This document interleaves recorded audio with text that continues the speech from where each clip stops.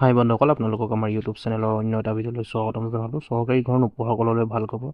যিহেতু যিসকলে চৰকাৰী ঘৰ লাভ কৰিছে 19 তাৰিখৰ পৰা পইচা দিয়া আৰম্ভ হৈছে। 19 তাৰিখে মুকলি কৰা হৈছিলে প্ৰথম কিস্তিৰ টকা। চৰকাৰী ঘৰৰ প্ৰথম কিস্তিৰ টকা মুকলি কৰা হৈছিলে 37,500 টকাকৈ। নিশ্চয় প্ৰত্যেকৰে একাউণ্টত সোমাইছে। যিসকলৰ সোমোৱা নাই সেইসকলৰো সোমাব। আৰু এতিয়া চাওক বন্ধুসকল, যিসকলে চৰকাৰী ঘৰ নাপালে, পাবলগীয়া আছিলে বা জিঅ' টেকিং নকৰিলে, কোনোবাই কাটি দিলে বা কোনোবাই পইচা নিদিয়াৰ কাৰণে লিষ্টত নাম নিদিলে, তেনেকুৱা যদি কিবা প্ৰব্লেম হৈছে, আপোনালোকে নিজে এতিয়া চৰকাৰী ঘৰৰ কাৰণে এপ্লাই কৰিব পাৰিব, নিজে জিঅ' টেকিং কৰিব পাৰিব। মুখ্যমন্ত্ৰীয়ে লৈ আহিলে এটা নতুন নিয়ম আৰু আটাইতকৈ বেষ্ট নিয়ম। নিজে জিঅ' টেকিং কৰিব পাৰিব। কোনো পঞ্চায়তৰ মানুহৰ বা কোনো চৰকাৰী কাৰ্যালয়ৰ মানুহৰ প্ৰয়োজন নহ'ব। PMAYGৰ চেল্ফ জিঅ' টেকিং আপোনালোকে কৰিব পাৰিব। চেল্ফ জিঅ' টেকিং ষ্টাৰ্টেড হৈ গৈছে। গতিকে আপোনালোকে মুখ্যমন্ত্ৰীয়ে কি ক'লে শুনক, কেনেকৈ জিঅ' টেকিং আপোনালোকে কৰিব পাৰিব। সকলোখিনি কথা ক'লে মুখ্যমন্ত্ৰীয়ে। ভিডিঅ'টো শেষলৈকে চাই থাকিব, সকলোখিনি কথা গম পাব। ঘৰ নোহোৱা মানুহৰ ফৰ্ম ফিল আপ কৰক আৰু ঘৰটোৰ ফটো তোলক। এই কামত জীৱিকা সখী বাইদেউসকলৰ লগতে গাঁৱৰ যদি কোনোবা আৰু লোকে কয় যে ময়ো সহায় কৰি দিম দুখীয়া মানুহখিনি দেখুৱাত, আমাৰ বিধায়কসকলেও যদি কয় যে মোৰো মানুহ এজন লগত দি দিম, কোনো আপত্তি নাই। কাৰণ প্ৰত্যেকজন দুখীয়া মানুহৰ ফটো উঠক, আমাৰ কি আপত্তি? মোদী ডাঙৰীয়াই পইচা দিব, আমাৰ লওঁতে কি আপত্তি আছে? আমাৰ লওঁতেতো কোনো আপত্তি নাই। খালি যোগ্যজনে পাব লাগে, অযোগ্যজনে পাব নালাগে। প্ৰথমতে জীৱিকা সখী বাইদেৱে আপোনালোকৰ গাঁৱলৈকে গৈ ফটো উঠাব আৰু ফৰ্ম ফিল আপ কৰিব। তাৰ পিছত এখন আমি গাঁও সভা পাতিম।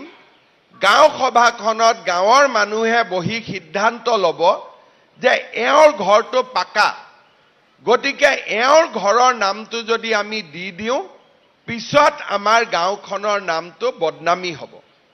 গতিকে সঁচা দুখীয়া দৰিদ্ৰ মানুহখিনিৰ নাম গাঁও সভাই নিৰ্ধাৰণ কৰি দিব।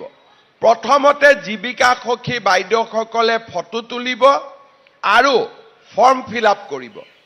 তাৰ পিছত এইখিনি গাঁও সভালৈকে যাব। গাঁও সভাত যদি কোনোবা দুখীয়া মানুহৰ নাম কাটি দিয়ে, আমি ব্লক পৰ্যায়ত এখন কমিটি গঠন কৰি দিম। ব্লক পৰ্যায়ৰ কমিটিত তাৰ আকৌ এবাৰ বিবেচনা হ'ব। তৃতীয়বাৰ জিলা পৰ্যায়ত গৈ তাৰো বিবেচনা হ'ব। এতিয়া কোনোবাই যদি গাঁও সভাটো নামটো নোসোমালে, জীৱিকা সখী বাইদেউ মোৰ ঘৰলৈকে নগ'ল আৰু জিলা পৰ্যায়তো মোৰ নামটো নোসোমালে, এইবাৰ আমি আৰু এটা নিয়ম কৰিছো যে নিজৰ ঘৰৰ ফটোটো নিজে উঠাইও পৰ্টেলত দি দিব পাৰিব। তাৰমানে আমি কোনো মানুহৰ আমাক সহায় নালাগে। যদি মই ভাবো যে মোক অন্যায় কৰা হৈছে, মোৰ ঘৰৰ ফটোটো তুলি মই নিজে আপলোড বা পৰ্টেলত উঠাই দিব পাৰোঁ। তাৰো কোনটো পৰ্টেলত আমি কেনেকৈ উঠাই দিব পাৰোঁ তাৰ বিষয়েও চৰকাৰে বাতৰি কাকত আৰু টিভিত বিজ্ঞাপনৰ ব্যৱস্থা কৰিছে। প্ৰথমতে জীৱিকা সখী বাইদেউসকলে এছেছমেণ্ট কৰিব। তাৰ পিছত আমি আৰু 10 দিন সময় দিম, য'ত নেকি নিজে নিজৰ ফটো তুলিব পাৰে। এতিয়া নিজৰ ফটো তোলোতেতো নিজে টকা ল'ব নোৱাৰে।